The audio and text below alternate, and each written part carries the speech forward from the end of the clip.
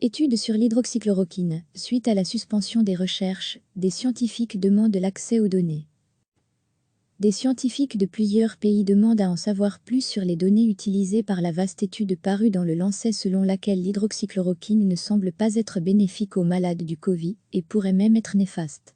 Parue le 22 mai, elle se fonde sur les données de quelques 96 000 patients hospitalisés entre décembre et avril dans 671 hôpitaux et compare l'état de ceux qui avaient reçu le traitement avec ceux qui ne l'avaient pas reçu.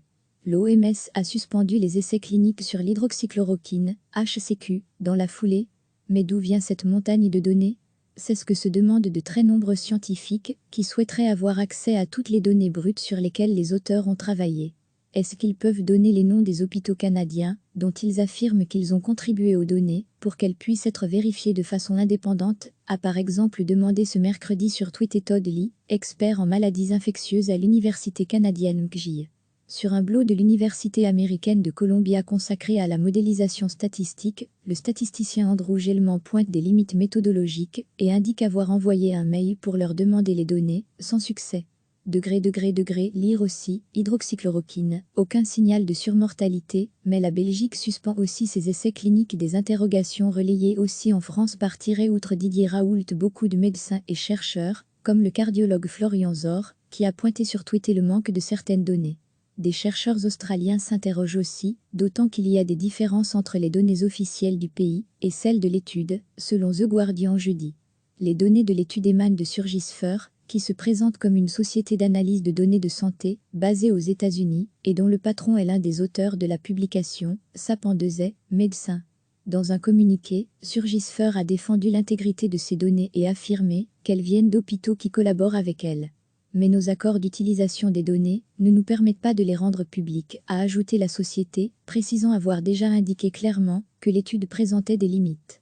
Retrouver tout notre dossier sur le coronavirus d'après le Guardian. Sapendezay a reconnu avoir par erreur classé 73 décès en Australie, alors qu'ils auraient dû être comptés en Asie. À l'image de beaucoup de ses confrères, le PR Gilbert Deray, Pitié-Salpêtrière, estime néanmoins ce jeudi sur Twitter que cela ne change rien quant à l'absence de données sérieuses, quant à l'efficacité de l'hydroxychloroquine associée ou non à l'azithromycine. Comme d'autres, il appelle à la poursuite d'essais cliniques randomisés pour en savoir plus. Des scientifiques de plusieurs pays demandent à en savoir plus sur les données utilisées par la vaste étude parue dans le Lancet selon laquelle l'hydroxychloroquine ne semble pas être bénéfique aux malades du Covid et pourrait même être néfaste.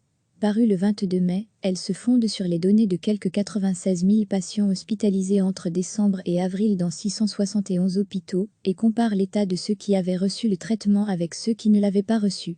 L'OMS a suspendu les essais cliniques sur l'hydroxychloroquine, HCQ, dans la foulée. Mais d'où vient cette montagne de données? C'est ce que se demandent de très nombreux scientifiques qui souhaiteraient avoir accès à toutes les données brutes sur lesquelles les auteurs ont travaillé. Est-ce qu'ils peuvent donner les noms des hôpitaux canadiens, dont ils affirment qu'ils ont contribué aux données, pour qu'elles puissent être vérifiées de façon indépendante, a par exemple demandé ce mercredi sur Twitter Todd Lee, expert en maladies infectieuses à l'université canadienne McGill.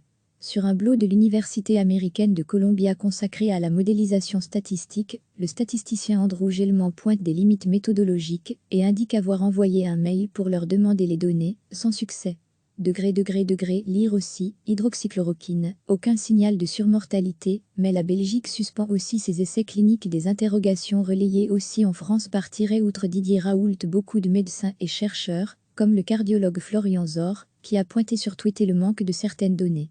Des chercheurs australiens s'interrogent aussi, d'autant qu'il y a des différences entre les données officielles du pays et celles de l'étude, selon The Guardian jeudi.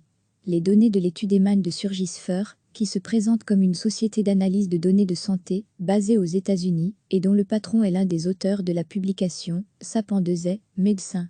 Dans un communiqué, Surgisphère a défendu l'intégrité de ces données et affirmé qu'elles viennent d'hôpitaux qui collaborent avec elles. Mais nos accords d'utilisation des données ne nous permettent pas de les rendre publiques, a ajouté la société, précisant avoir déjà indiqué clairement que l'étude présentait des limites. Retrouver tout notre dossier sur le coronavirus d'après le Guardian. Sapendezay a reconnu avoir par erreur classé 73 décès en Australie, alors qu'ils auraient dû être comptés en Asie. À l'image de beaucoup de ses confrères, le PR Gilbert Deray, Pitié-Salpêtrière, estime néanmoins ce jeudi sur Twitter que cela ne change rien quant à l'absence de données sérieuses, quant à l'efficacité de l'hydroxychloroquine associée ou non à l'azithromycine.